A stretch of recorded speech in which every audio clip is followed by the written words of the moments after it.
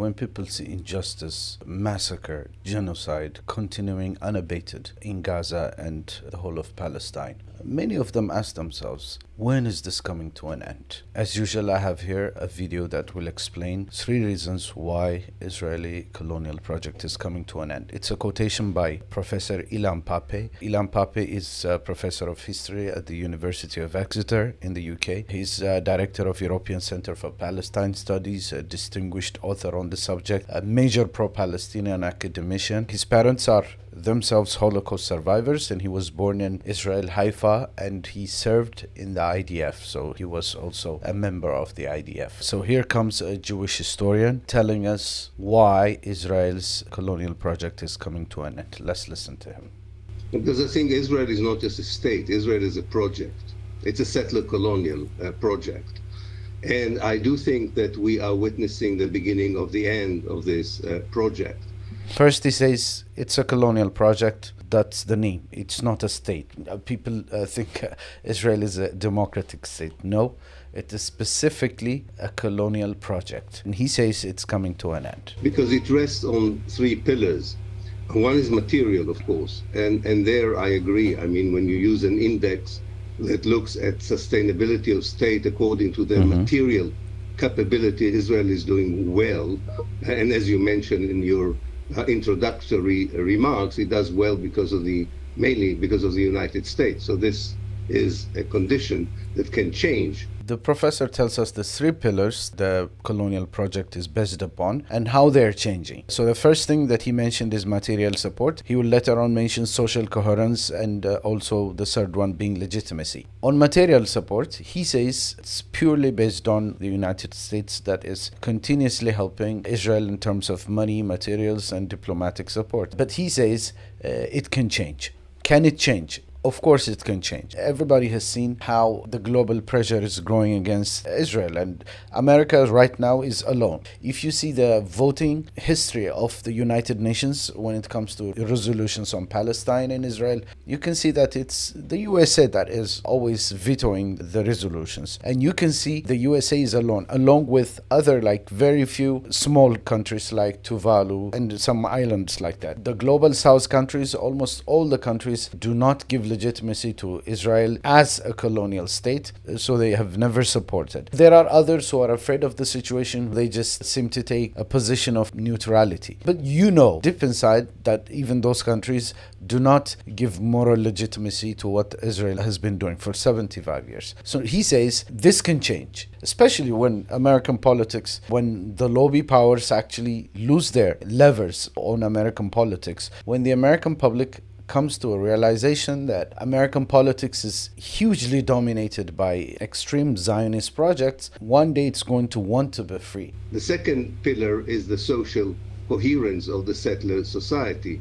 And we know that this coherence is non-existent anymore. There is a bit of an optic illusion because of the Hamas operation on the 7th of October that created a sense of unity, but it's not going to cover up for the fragmentation of the society that we have seen until the 7th of October.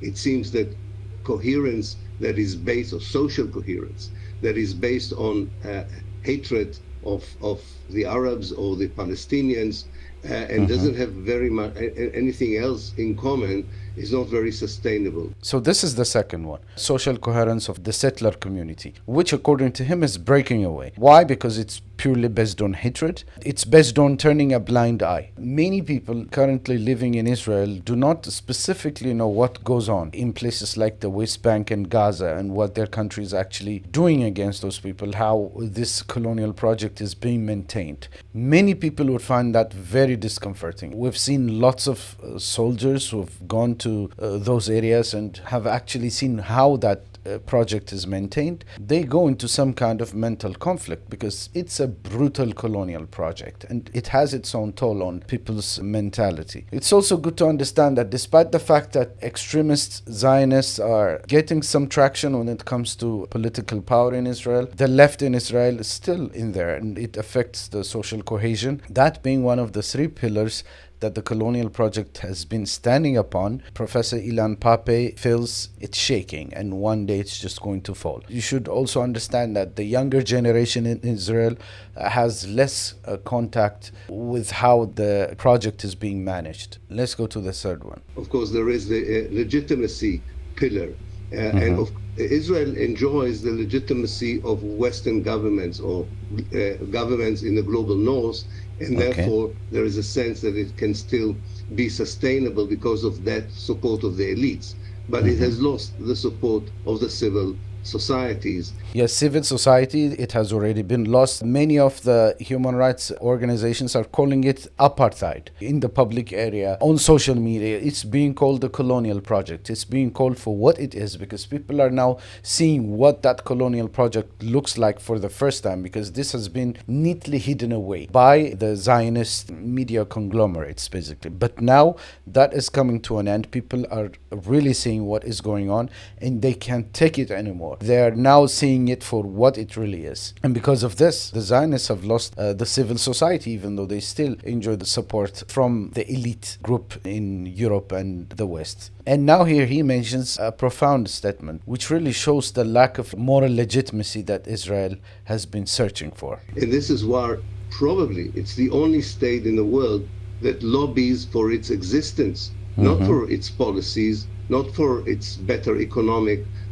performance, but for its very moral justification, and it's losing that battle. Israel is probably the only country that has to lobby for its existence, because its existence is based on the snatching away of land, the land grabbing, and it's based on the 1948 Nakba, where more than 750,000 Palestinians were chased away from their land. And it's a country, a state based on stolen land. It's a country based on an apartheid system that differentiates between the indigenous and the settlers. This is a huge lack of legitimacy that Israel has been trying to overcome for many years, for many decades. So they still have to lobby for their existence. Due to American support, basically they've been able to do that. But that might change. That's his argument. Just a caveat. As an historian, I can tell you that when projects like settler colonialism are reaching their last phase, unfortunately, this can be quite a long period. It doesn't happen in one day or 2 days. And the problem is, of course, that they become more brutal and ruthless in that last phase, which is, on the one hand, very bad news for those who are the victims of this state, or have been always the victims of this state, which are the Palestinians. But it also means that the Palestinians can and have to get their act together, because I do think there will be a vacuum once this settler colonial project disintegrates, and there will be something else coming instead of it, which of course we all hope, at least I hope, that the Palestinian liberation movement would lead us into a better future when this will happen. So he's saying there's too much brutality right now, and that's actually the usual trend when it comes to the lifespan of colonial projects. And these make up the 3 reasons why Israel's colonial project is coming to an end. That was a brilliant speech by Professor Ilan Pappe. If you like this video, please like it, share it, and make sure it reaches others. Thank you.